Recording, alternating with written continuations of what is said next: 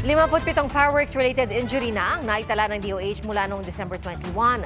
At isa sa nangungunang sanhi, boga. Ating saksihan. Sunod-sunod ang putok ng boga sa bahaging ito ng Barangay City Heights sa General Santos City noong bisperas ng Pasko. Mga kabataan din ang nagpapaputok ng boga sa Barangay Lagaw.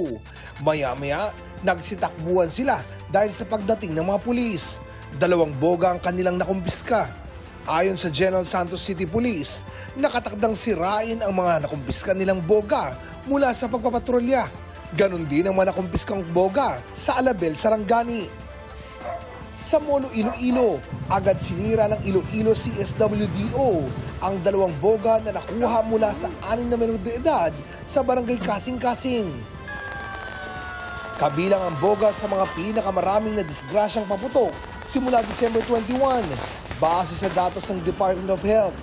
Kasama nito sa listahan ang 5-star, Quitis at Triangulo. Batay rin sa datos ng DOH, halos 6 na po na ang naitatalang kaso ng fireworks-related injuries. Karamihan sa mga nadadali, mga batang edad 10 hanggang 14. Although legal yung ibang paputok, pinaglalaroan pa rin ng bata. So yun ang mga karamihang injury natin. Ang paputok, legal man o illegal, bawal sa bata. Dapat yan ang humahawak yung adult lang.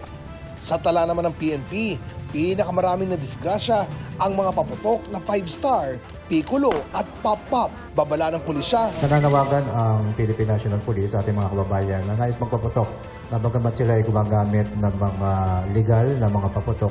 Pero kung ito naman ay hindi nasa designated area, ito po ay sila po ay maaari makasuhan. Tinututukan din ng mga otoridad ang mga nagbebenta ng mga illegal na paputok online. Continuous ang ating cyber patrolling and of course intelligence operations.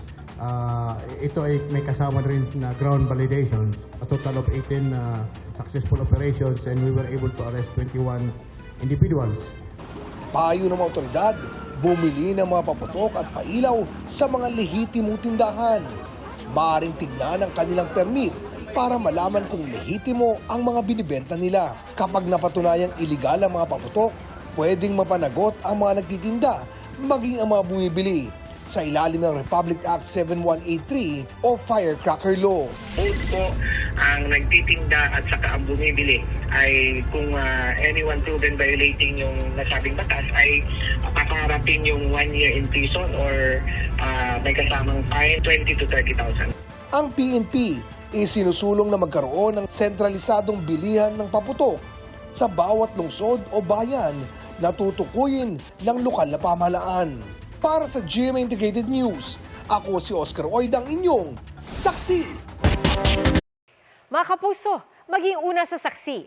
Mag-subscribe sa GMA Integrated News sa YouTube para sa iba't ibang balita.